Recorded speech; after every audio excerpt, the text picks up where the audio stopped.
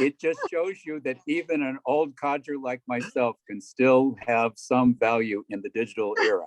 I just want you all, actually, Brian and I set this up in advance just so that I'd look good. Okay, now it says I got it, and I did. Okay, so back over to you. Hopefully this will be the last interruption, and go for it. Cool. Yeah, and I'll start sharing my slides in just a moment. Great. So yeah, so yes, thank you, Tom. This is why Tom and I make such a great team. We really balance each other out. We have a lot of fun doing it. So yeah, so we're gonna spend the next 30 to 40 minutes going over content structure, how to create videos, how to post them, types of videos to create, some best practices that work, things that I've seen that have worked really well. And I'm gonna try and make it as interactive as possible. As Tom mentioned, we're recording the next 40 minutes. So if you have questions, you can type them in the chat, first things you want me to clarify. And then after those 40 minutes are over, we'll open it up and have, you know, that opportunity for everybody to ask those questions that are specific to your own situations and your own organizations. So I'm very excited. And so yeah, so let me pull up my screen, and while I'm sharing my screen, please take a second to just type into the chat your name, your organization, and how many videos you post per week. So I would love to just see, are you just getting started and we should be talking, you know, about a lot of basics, or are you you know, you're already posting a couple videos per week? And you know, just a quick, hey, you know, here's I'm Brian from Mentor Matchmaker. We post, you know, 1 or 2 videos a week. So bring that into the chat. I'll keep my eye on the chat. I've also got to keep my eye in the waiting room in case we have a couple people trickling in. And let me pull up my slides and we'll get going.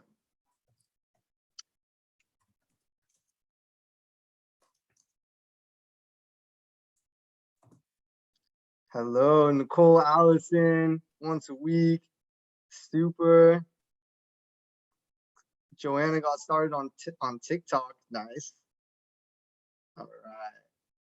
So we're going to share my screen. And I've got my screen up. And while I've got my screen up, I also have you all here. Let me just see if I can pull up the chat. There we go. All right, so I've got the chat. I'm gonna move this over here. I cannot see some of your pictures, but I've got the chat up. So I've got the chat. So if you have any questions, I have the chat feed up on the side of my screen. And awesome, Annie's just starting. Susan seldomly posts videos. Kylie has not posted any videos yet. Super. Welcome everybody. Awesome. So we've got some beginners, people who haven't posted yet, some people who are posting once a week. All right, so we've got a full breadth. You know, we've got a whole nice set. All right, so we're talking about creating social media videos specifically to drive our fundraising campaigns. And what's really great about social media videos, it's accessible. We're all on an equal playing field. We can all create videos and all post them to our TikToks and Twitters and YouTube, and we all can use the same tools. However, there is an interesting challenge, which is many organizations, and I can say from the experience in, say, the for-profit sector, they have very large budgets. You know, they're spending hundreds of thousands of dollars per video per month to create amazing content. And that content is going into the feeds where our donors are looking. So us as smaller nonprofits have to compete with that, right? So we're putting our videos on the social media feeds that other influencers and viral creators and brands are also placing their videos.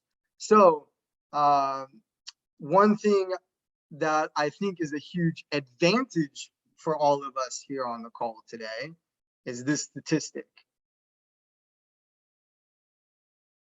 So while the brands and the movie releases and the viral creators and people who have these large budgets and they're expert creators, while all of them are posting content on TikTok, on Twitter, on YouTube and Instagram, we actually have something to our advantage here. Is this statistic: the average person scrolls through 100 yards of social media feed per day, and not per week, per day. So on average, people are on their TikToks, Instagrams, Facebook feeds, and they're scrolling. They're scrolling at lunch, they're scrolling on their coffee break, they're scrolling in the morning while they're brushing their teeth, they're scrolling while they're eating their meals, they're scrolling, they're consistently scrolling, and that's 7 days a week. So what does that mean for us who doesn't have a $150,000 budget for creating video campaigns, or we don't have a dedicated editor on our team, or we don't have a dedicated social media consultant on our team? Well, what it means is even if we post videos, people are generally going to see them. So even though when people are looking through when they're scrolling on their social media feeds, when our potential donors are scrolling on their social media feeds, or when our current donors are scrolling on their social media feeds, yes, they are going to see the viral videos, the videos with thousands of views. But as they continue scrolling, our videos are going to show up there on their feed because they follow our social media accounts, or they like stuff that's related to what we do. So I start with this statistic because I want all of us to be encouraged that we can create content and our content is going to be seen. We may not have millions and millions of views per video like viral creators or brands do, but that's okay, because as long as we keep putting our content out there and we're trying to do it as consistently as we can, people are going to see it. And if they don't comment and they don't like, that doesn't mean they're not seeing it. They're still seeing content. But remember, as someone is scrolling through 100 yards of content per day, they're not liking and commenting every single video, but they are still seeing content. And they may not acknowledge it right away, but very often people will say, oh, I saw your video. And they, even though they didn't comment it or they didn't press the heart button. So even if you're not posting videos, you don't have 1 million followers on Instagram or TikTok, that's okay. As people are scrolling through their content, your content is going to get shown. So I hope that is very encouraging. So now that we know people are going to see our content, let's talk about how we create this content. So so just real quick, what's the return on investment for creating video content? So we're investing 30 minutes of our time right now to learn how to create video content. What's the ROI of the time that we're taking right now? And then what's the ROI of taking the time to create content and create videos and post them on our social feeds? So it helps boost our fundraising campaigns. It increases awareness, right? Out of sight, out of mind. So as people are scrolling, we want to be in front of their eyeballs. And the more often we're in front of their eyeballs, the more they'll think about this. And maybe it supports the email blast that we're sending. So they see our social media feed. Maybe if they see that email blast that goes to their updates folder, there's a higher likelihood that they're going to click on it because they just saw our video feed. By creating videos, it creates familiarity, trust, and credibility.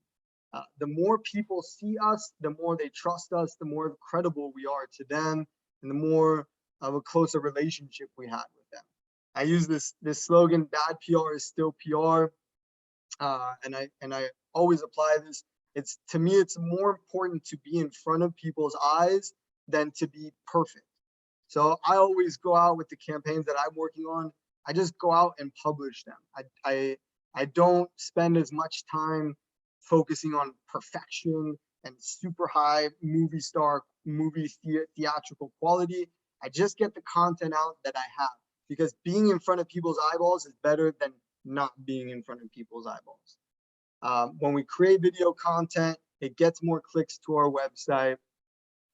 It increases our service impact, our quality, and it extends our mission, all the things that we're working hard to do. It gets more people to see what we do, and it gets more people involved. As people watch videos and they see what we're doing live, they want to get more involved with our work. It gives us that geographic expansion, that network effect, and that increased visibility. So by posting content, we are opening ourselves up to people outside of our mailing lists, outside of our outside of the phone calls that we're making. It lets us expand beyond the Rolodex that we currently have. Also, political leverage and advocacy. The more we create video content, the more credibility we have, and we're establishing ourselves as thought leaders. And when, say, a local news channel wants to find someone who's an expert in a specific topic, if there's a new policy or there's something out that is newsworthy, they're going to reach out to the people that are already creating video content on it, and they're going to see your presence on video, and it can help you increase your chances of being a part of that news story, etc. And then skill development. It's a cool new skill. Video is going to be with us forever. Video is how most people are consuming content. Less people are reading, more people are watching video. So video through the rest of our lifetimes and the lifetimes to come is going to be the number one way to communicate with our potential donors. So there's a huge return on investment for learning how to create video content and creating videos and sharing them. So let's keep it going. All right, so step one, when I'm thinking about, admit a couple people. All right, when I'm thinking about creating video content, the first thing I'm doing is I'm thinking about my donors. That's the first thing I'm doing. I'm not thinking about what type of content I want to make. First thing I'm doing is thinking about the donors that I'm making the videos for. So who are the donors that I'm making videos for? Are they, and I'm looking into my donor base. Are they mostly male or mostly female? Are they mostly older or are they mostly younger? Or maybe I have a couple different buckets of donors that I'm reaching out to. So when we think about the donors that we're making our content for, it helps us tailor the structure of the content afterwards. So the first thing to think about as we're walking through this step-by-step process of creating video content is, who are we making these videos for? So just take a second, think about it right now. It's maybe you're thinking about the people who attended your gala, or maybe it's you're thinking about a whole new bucket of donors that you want to reach out to and get involved with your organization. So maybe you're trying to get a new group of people, and think about you could think about their age, their gender, what type of family structure they have. Think about the problems that they face. What are some things that you both like to talk about, and what are some of their belief systems? And I'm going to explain why we're going to think about this in a second. And then I want you to think about, which platforms are they on? A lot of people say, hey, I want to be on TikTok. And then I said, that's cool. And so tell me, if we were to bring 10 of your donors into a room and we were to look at their phones, how many of them have TikTok? Or how many of them have Instagram? Or how many of them have Facebook? And so if our potential donors are on Instagram, we're going to be putting our videos on Instagram. If our potential donors are on TikTok, we're going to be putting our videos on TikTok. And then what are some of the things that they worry about? And I'll touch on that in a second. So let's walk through a quick example. Let's say the potential donors that we're creating videos for are working moms with 2 or more children, and those children are under 10 years old, and those moms are constantly tired. They're sacrificing their health for their children's well-being, They don't get to take time for themselves, and whenever they have a chance, they're on Facebook and they're on WhatsApp. So that tells us a couple things, right? So what we're seeing is we're trying to find the clues out of the demographics that we're targeting. So if we're targeting working moms who are sacrificing their health for their children's well-being, they're all about their children. They're all about their children. So maybe we're creating content that's geared towards them that they can share with their child while they're spending time with them. Or maybe we're creating content that's about self-care and we're tying it back to the organization and what we do. So we're outlining our demographics of our donors so that we can create content that is contextually relevant to our donors. And then we're also trying to figure out what platforms they're on. Even though we can publish the same videos to different platforms, we know that different platforms have different types of video that works best. So that's just a quick first thing to do. Think about the donors. If so let's tie this one more note on context. So if the donors at your gala, the donors that you have a small round table with, or the donors that you speak with one-on-one on the phone, the things that you speak with them about while you're in person, while you're at your gala, while you're on your phone with them, that's maybe not exactly tied to what you do, are the things that we can talk about during our videos. So just keep an eye out for different topics that we can talk about in addition to the services that we provide to our clients and the way that we achieve our mission. And we'll talk about why or what are some of the other things we can discuss in addition to our mission, to the service that we do. So we're thinking about the donors, and once we thought about our donors, now we start thinking about the content that we want to play with. And I say play with very seriously, in that creating content needs to be fun. It doesn't need to be, I would say this, the more fun we have with content, the easier it is to create it, and the more people like to engage with our content. So let's just start talking about different types of content that we can play with. So if we want to make people, just kind of pique their emotions a little bit and make them happy, we can jump on the trendy stuff, the sounds, the challenges, the hashtags. That's something we can do. We're all capable of doing. We'll talk about how to do that in a second. So we can jump on some trendy stuff if we want to make the people happy. If our objective is to create videos that teach and provide value, then we can share lessons, tutorials, interviews. If our objective is to just simply stay on their radar, some things we can do are share our strong opinion about something. We can give announcements, invite people through video.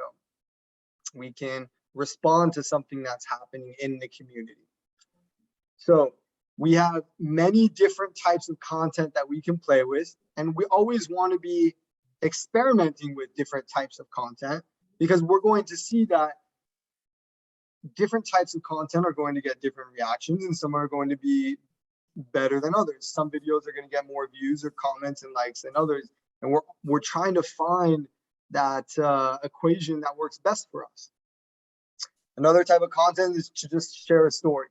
Everyone loves a good story with a beginning, a middle, and an end. And the more storytelling we do about our teams that we work with, about the clients that we serve, about our outcomes that come from the work that we do, about the challenges that we face in an organization, about the challenges our clients face.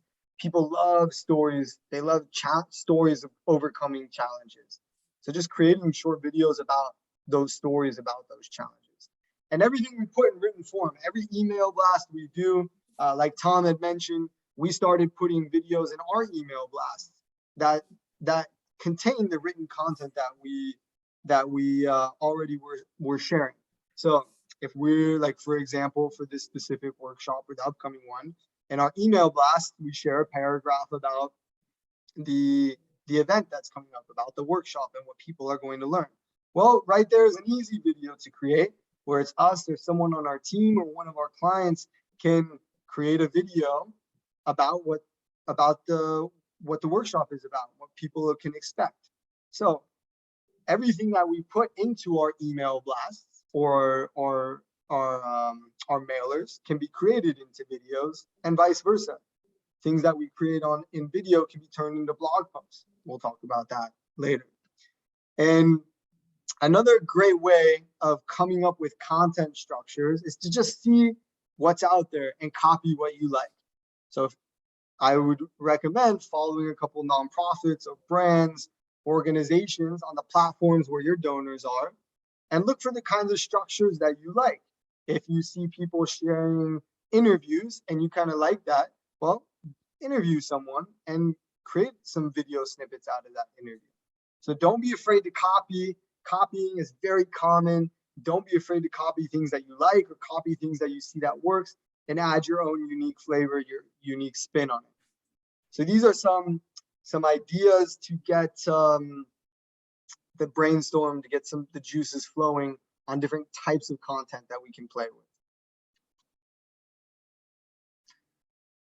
So adding to this about creating content. So you don't have to be a content creator to create content. You don't have to be a master editor. You don't have to have a dedicated content creator on your team. You don't have to have 10 years of experience doing this. Content that is picking up and going viral and people that are getting traction are people that are just being straight up authentic. People that are just trying stuff and being authentic to who they are getting views, and they're connecting with their fans or their audiences because they're being authentic. So your unique flavor is your content artillery. So everybody here has a unique flavor. We all have different kinds of clients and communities that we serve. We all have different ways of doing it. We all have different teams that we work with. We all have different partnerships, unique partnerships. We all have different things that we are passionate about and believe in as an organization. We all have unique skills and tactics that we can share. We all have different efforts that we're pursuing. We all have different efforts that are currently underway. And we all have opinions that we can share, whether it's about new policies or influencers that are speaking out about something or new statistics that come about. Every single thing here that's part of our unique flavor, we can discuss and we can share with people through video content. And that could be as simple as creating a selfie video and saying, hey, I want to tell you about this project that we're working on. Or, hey, I want to tell you about a project that we want to pursue. What are your thoughts on it? And again, even if you don't get comments and you don't get likes and you don't get 1,000 comments, that's not the point of creating content. The point of creating content is to stay in front of people's eyeballs. That's our first objective. Our first objective is to just create content consistently once a week, once a day, up to 60 times a day when we get there. Don't want to overwhelm you. Create content once a week, once a day, and stay in front of people's eyeballs. Remember, people are scrolling on their feeds every day, 100 yards a day. And those potential donors that we're trying to get in front of, they're scrolling every day. And some days they're skipping. So if we post our video on a Monday and we catch them on a Monday, that's cool. But if we post our video on a Monday and our potential donors are scrolling on Wednesday, they're not going to see us because we posted on Monday. So don't worry about perfection and posting one time a week. Think about constant uploading video and content. So it doesn't have to be perfection. It doesn't have to be theatrical. I want us to keep creating content and keep creating videos, telling people about who we are and what we do, why it matters. It's picking up on Janet Levine, one of our consultants with Valley Nonprofit Resources. She's always challenging me with my nonprofit, saying, why does it matter? And communicating that to the people that I'm having conversations with. So we're keep creating video content about why it matters. And it doesn't need to be perfect. It doesn't need to be theatrical. It doesn't need to be Academy Award winning work. We just want to get in front of people's eyeballs. So share our efforts, share things we're passionate about. Some of us can share the clients that we work with, take some videos with the clients that we work with, share the team that we're working with, and interview our team. Why are you passionate about the work that we do? So engage your unique flavor where you can, and create videos about it. Be authentic. And one last note here is to speak to your camera as if you're speaking to someone at a bar or at your gala or at a restaurant, and have that informality, that connection with someone, as if you're at a bar and they're saying, so what do you do? You work with Match Charities or McGrody Arts Center. Tell me about it. What do you guys do? How did you get involved? What's it all about? And then the way you would respond to that person at the bar is the same type of response you want to have when creating your video. So you could think as if that person is standing right behind your screen, as if you're talking to one person, and create that video for that one person, and let all of your fans, all of your followers see the video. And that's a great way to get started, a great way to build up consistency. Let's keep it going. Here's a couple proven tips to keep people engaged, to stop them in their scroll so they watch your full videos, to get more views, get more shares.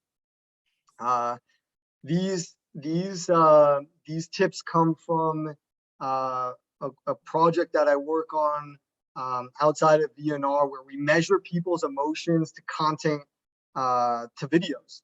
We measure people's emotions while they're watching TikTok videos, YouTube videos, and we're seeing what gets people engaged with video content. It's used by movie studios and big influencers and creators. And here are proven things that work, so that all of us can apply to our content.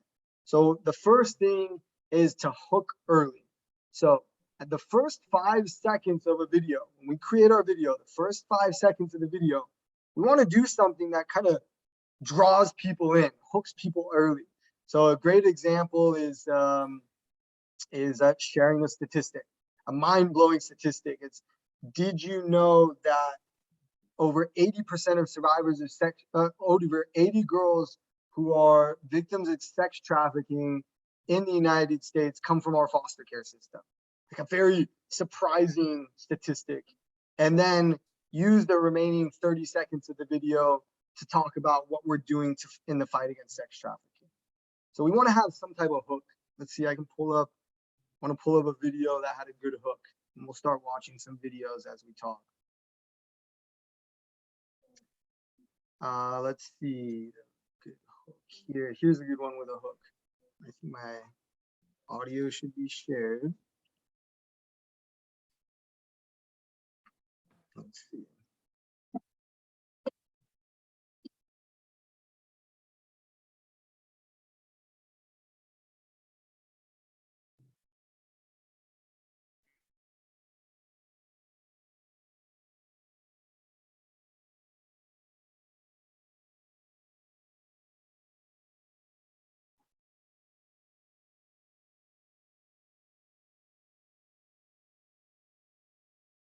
Oh, thank you, Ginger. No audio.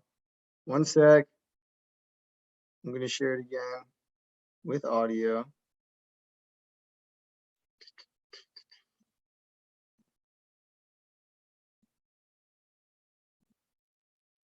We're just going back real quick. We'll just play the first 30 seconds. There are an estimated 553,742 people in the United States experiencing homelessness on any given night. The National Alliance to End Homelessness has found growing evidence that housing first models are effective. Permanent Supportive Housing PSH, a component of Housing First, emphasizes assistance and volunteerism, has high retention rates and increased chances of school enrollment, participation in job training programs, and decreased chances of substance abuse and domestic violence instances. Give us a follow to see how Eden Village is helping end homelessness. There are an estimated All right. Thank you, Ginger. I appreciate that. So let's talk about this video. This is something that all of us can create.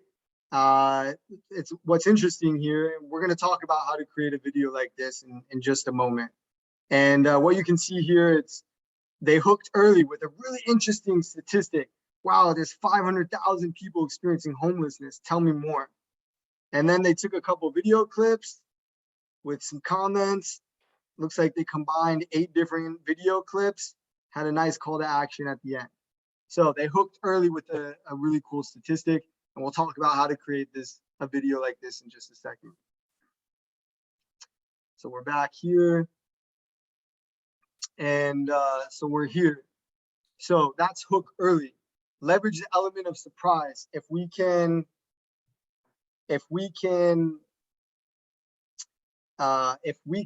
leverage the element of surprise, it keeps people engaged in the video. So the element of surprise would be sharing a client story, and one of the clients that we serve, and it's kind of leading up to a big right turn, and it's like, wow, this happened to this client. So we can kind of surprise people. That's another way to get people engaged. The next one would be make people laugh, cry, get excited, sad, or angry. So we don't always have to evoke positive emotions. We can evoke negative emotions. People are scrolling 100 yards of social media every day because they want to get a glimpse of an emotion. That's what people are searching for. They're looking for an escapism, but they're also looking for some type of a quick smirk, of a quick laugh, or maybe they want to cry, or they want to feel sad, or maybe people are looking for something to get angry about. So make people angry, make people sad, make people laugh as best as we can. Have a unique signature and keep repeating that. So you'll find that if you find a specific type of video structure works for you, keep repeating it over and over and over and over again. So have some type of unique signature that's unique to you. Keep repeating it over and over. That could be as simple as, if you're all about interviewing policymakers about a specific issue that's in front of your organization, and people are liking that, keep repeating it over and over as much as you can. And on the note of repetition, no matter what videos you create, keep recycling those videos month after month, or every 2 months. That video that you posted in December, post it again in February, and post it again in April, post it again in September, post it again the following January. Keep recycling your content. You don't need to always keep creating new content. It's okay to recycle content, because not everybody saw their video the first time it was out and out on your profile. And then another tip is localization. Some of us have clients that we serve who speak Spanish. So we're creating content that's in Spanish, or we're using subtitles that are in Spanish. So think about the clients think about the donors that we're reaching out to, and find a way to localize it to the content that they want to see. So if our donors speak Spanish, we want subtitles in Spanish, or English content with subtitles in Spanish, or we just want to make Spanish videos in Spanish. And then a quote from another one of my mentors: the best videos make people think something they've never thought before, feel something they've never felt before, and do something they've never done before. So, as you build more expertise, you'll start thinking out of the box on how to create content. But these are some juicy nuggets to get everybody started. All right, let's talk about another one. Another important element of creating videos. We always want to end our videos with some type of call to action, whether it's make a donation, or share this video with someone you love, or attend our upcoming gala, or it could be as simple as, hey, just think about this, ponder over this, or here's how you can take action, go take action by doing this. Tag someone who needs to see this, or tag someone who does this. And give it some type of really strong call to action. Let's watch another video that gave a good strong call to action right here. Look at that hand. He needs help. He seems like the perfect kind of guy. So he was paw dragging. That's where he. Is that what I you feel think like. that's from? Yeah, I think there's probably a problem here, and then he's been dragging his paw, which has made him kind of lose all the flesh on there. Oh my god. Extremely bad mats going on. We tried to shave him down. We got a good chunk off. We didn't want to agitate him anymore. So he'll need to get some of those mats removed. It's like a medical shave. Yeah. We are home with Prometheus. Just gonna speed up So this he has video huge back would so it like to gets donate all to his care. We have started a GoFundMe for him. These are just the basic things that we know he will need to start, and does not include the fact that he will still need to be neutered and have all the basic things that any rescue kitty would need. All right. Prometheus is set for his vet appointment this Thursday. Please consider donating to his care. So they end the video with the call to action. Yeah, a lot of people are liking this. And this video is super easy to create. We'll talk about that in a sec. And yes, we're going to flash back here. So here's strengthen the video's purpose with a call to action. And for everyone else, you're going to receive the recording. You're going to receive the slides. So if you miss something, you will have access to it. All right, so let's talk about creating content. So we know who we're creating videos for. We know a couple of different ideas of how we're going to create videos. Let's look at how easy it is to create a video and post it up there. So this is my phone. I'm sharing my phone on my screen. You can see it now. So this is my phone in real time. And we're going to create I'm going to show you how fast it is to create a video. So let's say we're creating a video on Instagram. Okay. We go to the plus in the top right corner of the screen. We are going to create a reel. A reel is Instagram's version of TikTok, where people can they keep scrolling down reels and they're watching video after video after video. So I'm going to pick a video from my gallery. Here's a cool one. I just took this video while I was on vacation. This is of a turtle who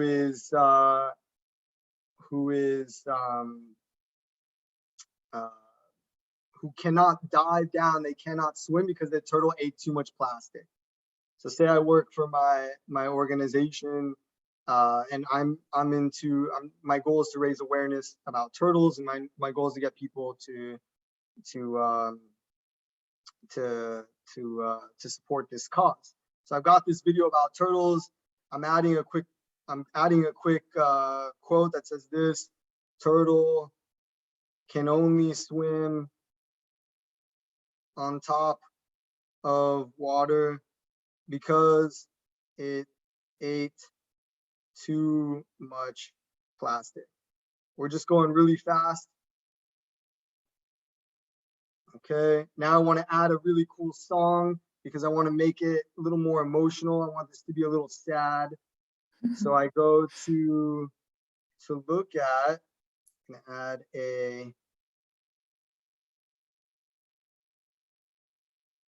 I'm going to add a video. So I just press music and I'm looking for something that's a little more emotional. That's not it.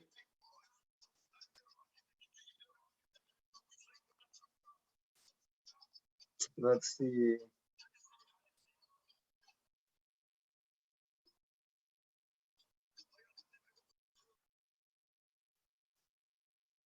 So this is a little more emotional.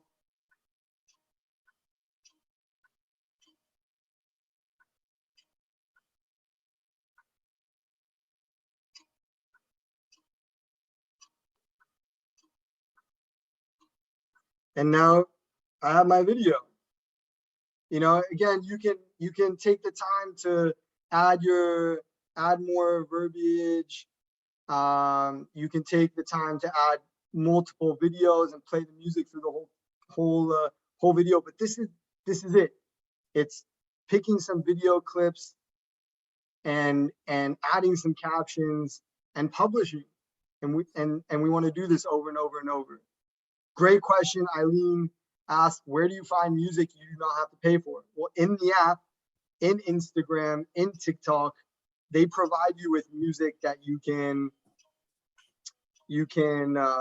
use for free.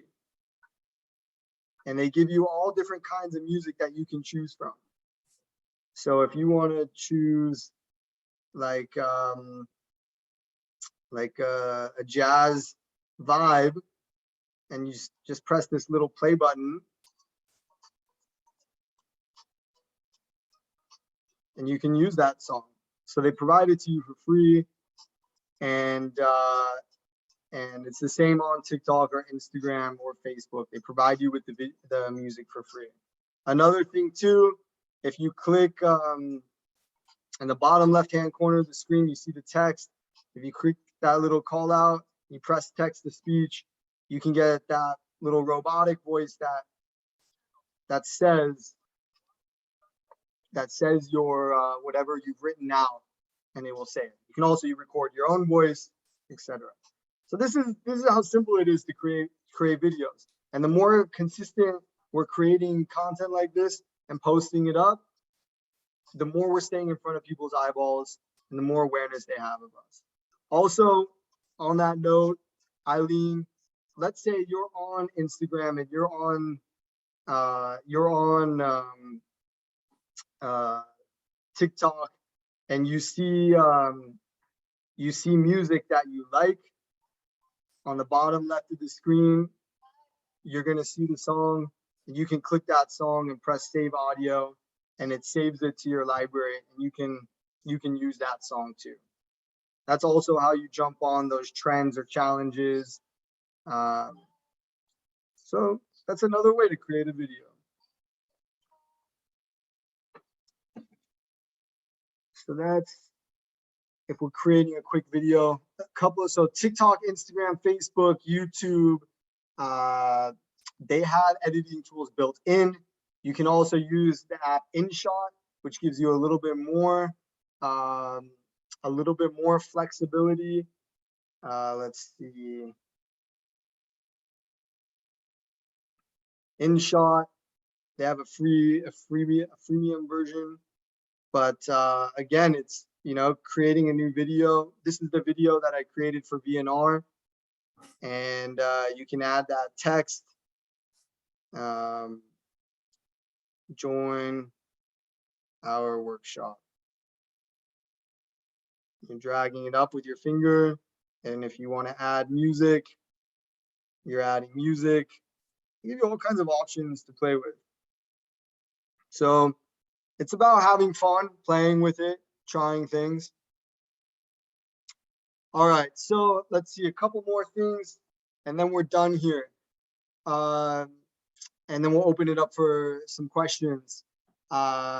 Make sure we're syndicating our content where our donors are looking and in their language. So we talked about localization, and repurpose this video, put it up on your website, put it on your blogs, on third-party sites. Ask your partners to share your content in their stories as well. Also, send out your videos to your email database. Let them know, hey, we're on Instagram, we're on TikTok. Join us, follow us on Instagram, follow us on TikTok. Get involved with us. We'd love to share a video with you.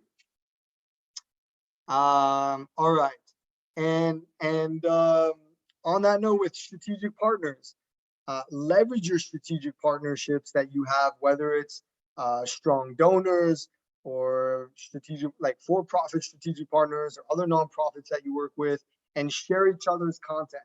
Share content that your partners are putting up on their social media, and have them share your content, and invite each other to participate in each other's content. So if you have partners that you work with, create videos with them, maybe do an interview with them and publish that video.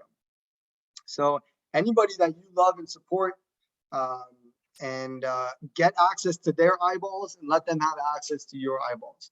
So work with each other on your strategic partner. Work with your strategic partnerships to get in front of more eyeballs. And then lastly, here's a quick exercise that we can all go through to move the ball forward with creating content. So we're going to walk through how we could create some quick videos really fast. So we're going to do this really fast in the next 5 minutes, and then we're going to open this up for for Q&A. So the first thing that I want everybody to do is put yourself back into that setting. If you were to go to a networking event this evening, or to a bar or a restaurant or a gala, and you were talking to someone, what would be the first question or two questions or three questions that they would ask you? What are those the most common, the most frequently asked questions that you get when people say, you work for MAPS Charities? What's the first question they ask you? Is it how many seniors do you work with? Or what exactly is MAPS Charities? What does MAPS stand for? So what's the most frequently asked question that you get when you're out in the field? What do you do? Who is that? Good question. A good question. So I don't know who said that, but that's great. So one of the best things that we can do is just create a video answering that question. So if it's what is MAPS Charity, what do you do, MAPS Charities? Well, let's create a video We work or with seniors. multiple videos. Yeah, let's create multiple videos about what does MAPS Charities do. We're gonna answer what MAPS, all the time. You tell people all the time. People ask us, what do we do? We want to show you, and you share a couple video clips of your senior workers working with seniors, and of them working together, or having fun, or receiving that piece of equipment, or receiving that check for that rent subsidy, or the money for food, and the reaction that's on their face, or just the share the video of the camaraderie with the PSAs and the seniors. So so we're thinking about what is a frequently asked question that people ask, and how can we answer that in video format. So write down, what is that one frequently asked question? If we had more time, I would say let's write down 5 frequently asked questions, and then 5 should ask questions. So what are 5 questions people should be asking us? Maybe it's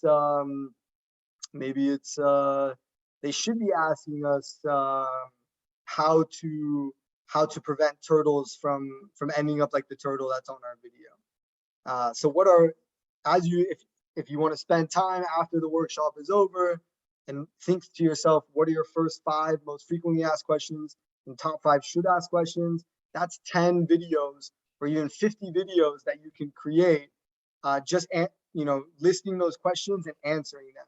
And they don't have to be perfect blockbuster film videos. They can be selfie videos. They can be your colleagues answering the questions, your clients answering the questions, your strategic partners answering the questions, and putting on a nice fun caption underneath it, or some subtitles, and publishing it, and having our voices heard, staying in front of our potential donors' eyeballs.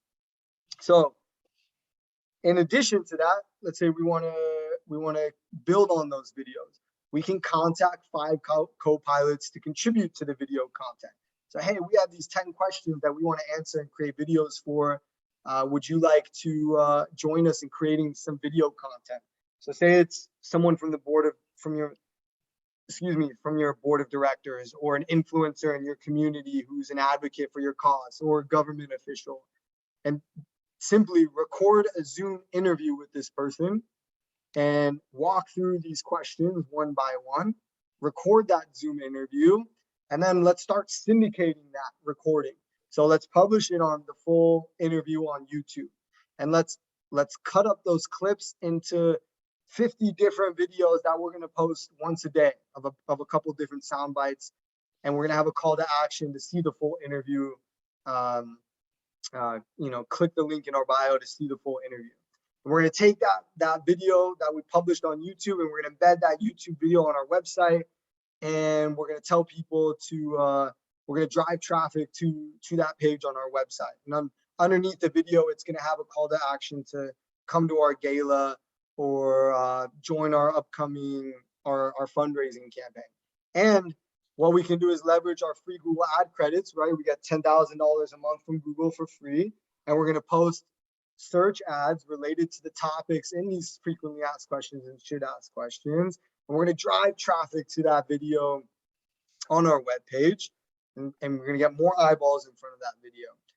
And then lastly, we can transcribe that video and create some written blog content out of it, or create some fun memes for social media.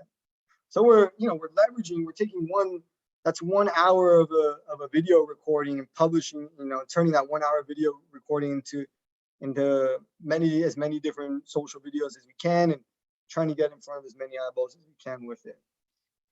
So that's a quick strategy to start creating some videos. So with that, I know it was a lot. This was a quick 30-40 minutes on how to get the ball rolling. I hope you had some good ideas that came to mind on how you can create some videos. And then now let's open up the floor to some Q&A. You're welcome to post the Q&A in the chat box. You're also welcome to unmute yourself. And Tom, do you have anything you want to say? If you'd like to say anything before the Q&A, please go for it. No, I'm good, and you should now turn off the recording. That's a good reminder.